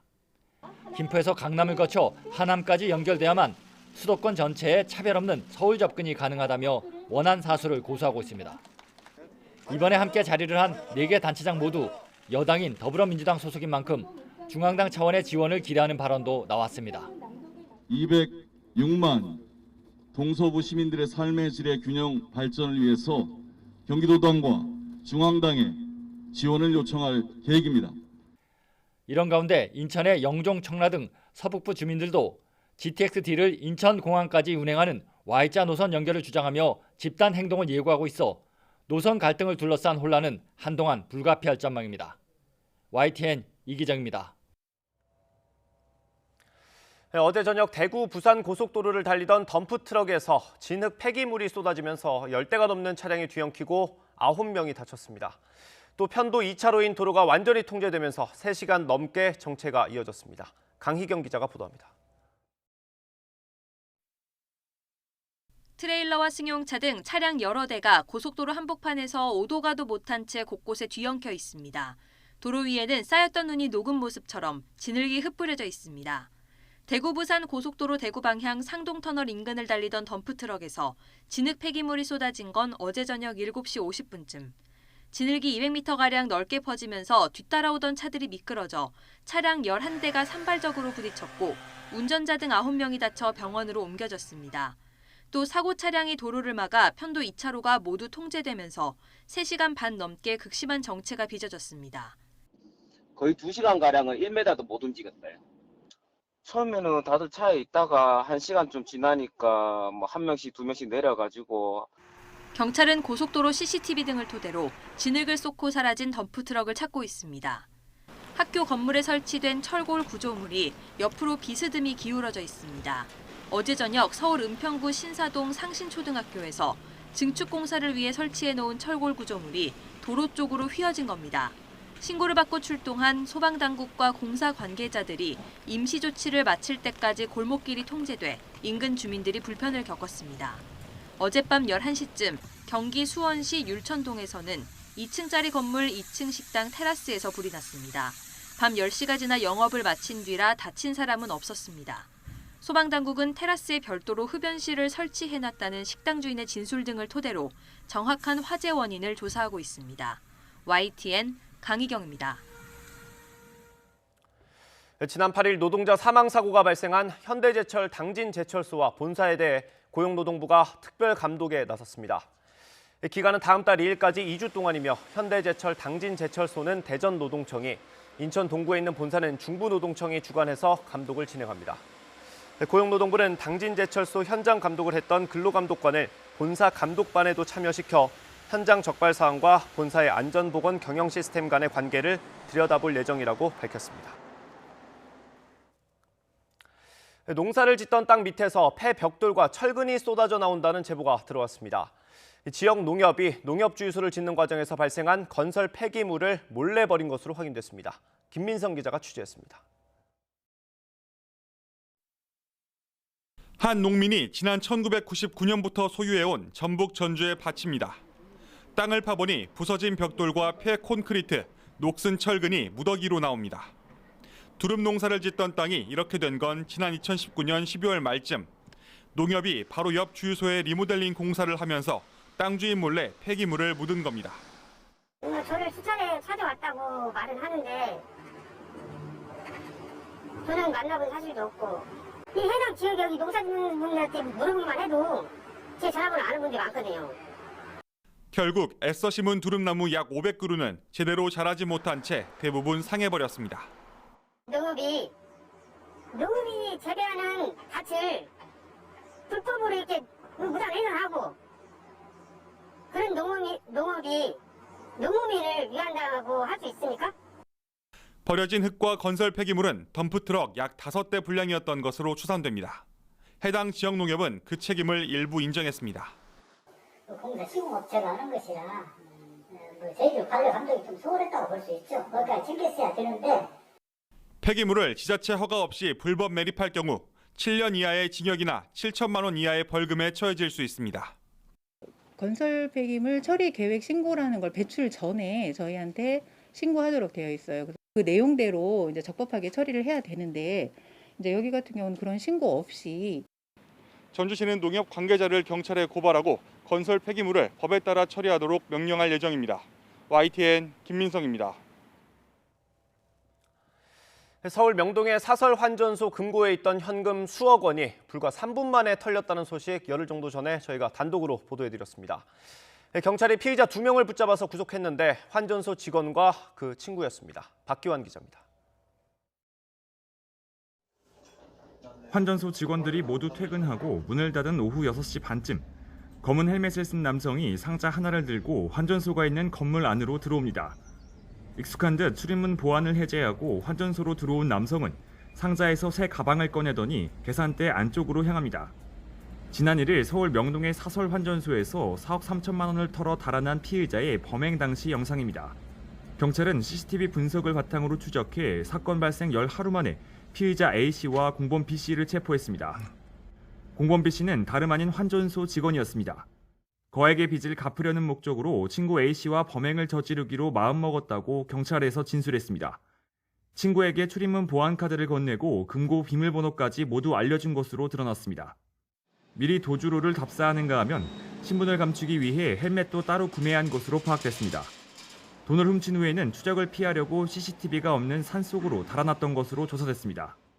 택배 기사를 가장하려고 이렇게 박스를 들고 간 것 같습니다. 네, 조사하는 과정에서 다 시인했고요. 경찰은 두 사람을 특수절도와 주거 침입 등 혐의로 구속했습니다. 또 훔쳐간 4억 3천만 원 가운데 남아있던 3억 8천만 원을 압수해 피해자에게 돌려줬습니다. YTN 박견입니다. 지난달 비무장지대에서 대북전단을 살포했다고 밝힌 박상학 자유북한운동연합 대표가 경찰의 2차 소환 조사를 거부했습니다. 박 대표는 어제 오후 2차 조사가 예정됐던 서울경찰청에서 기자들과 만나 경찰이 가족들의 집을 압수수색하고 있다면서 강압적인 수사를 받아들일 수 없다고 반발했습니다. 박 대표는 또 자신을 수사하려면 체포영장을 발부해서 감옥에 보낸 뒤 하라고 말한 것으로 전해졌습니다. 서울경찰청은 박 대표 어머니와 동생의 집을 압수수색한 게 맞다며 박 대표 소환 일정은 다시 조율할 예정이라고 밝혔습니다. MBC가 동료 직원들을 대상으로 이른바 블랙리스트를 작성한 기자를 해고한 건 징계권 남용에 해당하지 않는다는 대법원의 판단이 나왔습니다. 대법원은 전 MBC 촬영기자 A씨가 회사를 상대로 낸 해고 무효 확인 청구 소송 상고심에서 A씨 일부 승소로 판결한 원심을 깨고 사건을 서울고등법원으로 돌려보냈습니다. 앞서 A씨는 지난 2018년 회사 충성도 등에 따라 동료 기자들의 성향을 4등급으로 구분한 문건을 작성해서 다른 사람과 공유했다는 이유 등으로 해고됐다가 불복해서 소송을 냈습니다. 1심은 A씨가 고용관계를 이어갈 수 없을 만한 일을 했다면서 MBC의 손을 들어줬지만 2심 법원은 해당 문건을 다른 사람과 공유해 복무질서를 어지럽혔다는 이유만으로 해고한 건 징계권을 남용한 거라며 해고가 무효라고 판결했습니다. 남학생 제자와 성관계를 맺어서 성적 학대 혐의로 기소된 40대 여교사에게 징역형의 집행유예가 선고된 사실이 뒤늦게 알려졌습니다. 인천지방법원은 아동학대 범죄 처벌에 관한 특례법 위반 혐의로 기소된 A씨에게 징역 1년 6개월에 집행유예 3년을 선고했다고 밝혔습니다. A씨는 지난 2019년부터 2020년까지 인천에 있는 모 고등학교 담임교사로 재직할 당시 제자와 여러 차례 성관계를 해서 성적으로 학대한 혐의로 재판에 넘겨졌습니다. 이스라엘과 팔레스타인 무장정파 하마스가 국제사회의 중재로 유혈 분쟁을 일단락짓기로 합의했습니다. 양측이 11일째 교전을 벌이면서 240여 명의 희생자가 발생한 끝에 극적으로 휴전에 합의했습니다. 강성욱 기자입니다. 이스라엘 정부는 현지 시간 20일 저녁 안보관계 장관회의를 열고 휴전안을 승인했습니다. 이스라엘 정부는 성명을 통해 이집트가 제안한 휴전안을 수용하기로 했으며 휴전은 상호 간에 조건 없이 진행될 것이라고 밝혔습니다. 팔레스타인 무장정파 하마스도 21일 오전 2시를 기해 휴전에 들어가기로 합의했다고 로이터 통신에 밝혔습니다. 팔레스타인 측은 휴전 합의에 환영의 뜻을 나타내면서 충돌의 원인을 제공한 유대교, 이슬람교, 기독교의 성지인 예루살렘 문제에 대한 해결책이 필요하다는 입장을 밝혔습니다. 지난 10일 하마스의 선제 공격에 이스라엘이 맹렬한 폭격으로 응수하면서 양측은 11일째 교전을 벌여왔습니다. 양측의 충돌로 가자 지구에서는 어린이 61명을 포함해 232명이 숨지고 1,900여 명이 부상했으며 이스라엘에서도 12명의 사망자와 300여 명의 부상자가 나왔습니다. 앞서 안토니오 구테우스 유엔 사무총장은 유엔 총회 긴급회의에 참석해 양측이 전쟁의 규칙을 위반했다면서 강력히 비판했습니다. If there is a hell on earth, it is the lives of children in Gaza today. Only through renewing our commitment and redoubling our efforts towards a negotiated solution can we bring this cruel violence and hatred to a definitive end. 이스라엘과 하마스 간의 충돌은 이슬람교도인 팔레스타인 주민들의 종교활동 제한과 이스라엘 정착촌을 둘러싼 갈등에서 비롯됐습니다. 양측이 휴전에 합의했지만 해묵은 갈등에 대한 근본적 해결책이 나오지 않는 한 언제든 충돌로 이어질 가능성이 상존하고 있습니다. YTN 강성욱입니다. 2년 전 일본 우익 세력들의 반대로 전시 중단 사태까지 벌어진 위안부 소녀상이 올여름 다시 나고야에서 시민들을 만납니다. 당시 우익 세력들은 전시를 허가한 지사를 퇴출하자는 서명운동까지 벌였는데 서명 대부분을 조작한 것으로 드러났습니다. 도쿄에서 이경아 특파원이 보도합니다. 지난 2019년 8월 일본 나고야시에서 열린 국제미술전 아이치 트리엔날레. 당시 전시된 위안부 소녀상을 철거하라는 우익들의 협박과 항의로 행사는 사흘 만에 중단됐습니다. 이런 조치가 부당하다며 시민단체와 예술가들이 반발하자 주최 측은 전시를 재개했지만 행사는 곧 막을 내려야 했습니다. 당시 볼 기회를 빼앗긴 많은 사람들을 위해 한 시민단체는 오는 7월 나고야시에서 다시 위안부 소녀상 전시를 열기로 했습니다. とにかく見ていただいて、いいか悪いかは一人ずつがお感じになればいいんじゃないかなと思うんですね。それはこれはいけない、あれはいいとかっていうのをね、政治家がチェックするというのはそれはおかしいんじゃないかと思う。 위안부 소녀상 전시를 둘러싼 파문은 지금도 가라앉지 않고 있습니다. 당시 우익 세력을 중심으로 소녀상 전시를 허가한 아이치현 지사의 퇴출 운동을 벌였지만 서명 대부분이 조작된 것으로 드러났습니다. 아르바이트생을 동원해 세상을 떠난 사람 명의까지 도용한 가짜 서명의 관계자들은 결국 경찰에 체포됐습니다. 高須会長の方がSNS でですね、発信されだしたんですよ。それ恥かかせられませんよね。 기세 좋게 서명 운동에 앞장섰던 사람들은 이제는 발을 빼고 있습니다. これでちゃんと全容が明らかになって河村さんは本当に関与が全くなかったんだということがはっきりすると思いますよ、これで。 여전히 반성 없는 우익들의 모습은 이 단체가 다시 위안부 전시를 준비한 이유이기도 합니다. 보다 많은 사람이 일본의 어두운 과거를 직면하고 화해의 길을 찾기를 기원하고 있습니다. まだ謝ってないということで、しかも日本が謝る責任があるんだという、それが戦争責任をね果たすことだということをね地道に繰り返し伝える、それの一環ですよね。 도쿄에서 YTN 이경아입니다.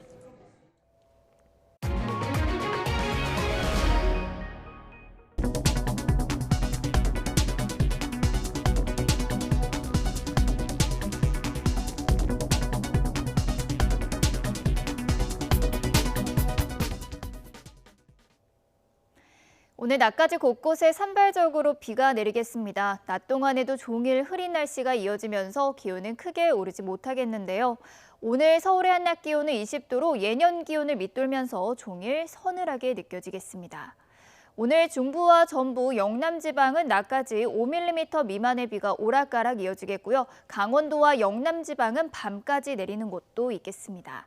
또 동해안에는 오후까지 바람이 무척 강하게 불겠습니다. 시설물 피해 없도록 주의하셔야겠습니다. 오늘 낮 기온은 예년 기온을 4도에서 6도가량 밑돌겠습니다. 서울의 한낮 기온은 20도, 대전은 19도, 대구는 21도, 울산과 부산은 22도를 보이겠습니다. 주말인 내일은 다시 맑은 날씨를 되찾겠고요. 기온도 크게 올라서 초여름 더위가 나타날 전망입니다. 지금까지 날씨 정보였습니다. 굿모닝 YTN 여기서 마치겠습니다. 잠시 후 YTN 24가 이어집니다. 함께해 주신 여러분 고맙습니다.